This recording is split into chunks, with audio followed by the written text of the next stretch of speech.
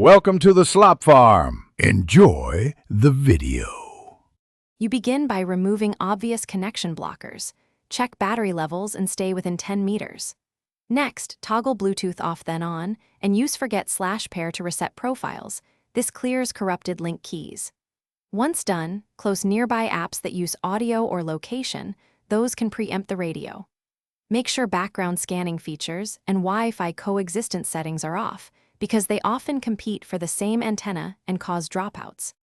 Now you move into system-level fixes. Update firmware on the accessory and install the latest OS and Bluetooth drivers on your host. Out-of-date stacks cause instability. Then, change adapter power management. Disable sleep or selective suspend so the radio stays active. Once those are set, prioritize higher quality audio codecs like AAC or aptX if supported. Codec mismatches can trigger renegotiation and disconnects. Finally, reboot to apply driver and firmware changes, and test immediately.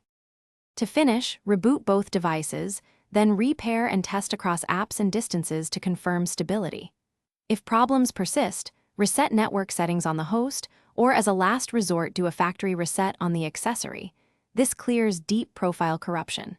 Make sure to test in safe mode or with third-party apps disabled, because extensions can interfere. If still disconnecting, capture Bluetooth logs or packet traces for analysis. That single diagnostic step often reveals timing or interference issues you can't. Thanks for watching. Consider subscribing if we helped you today.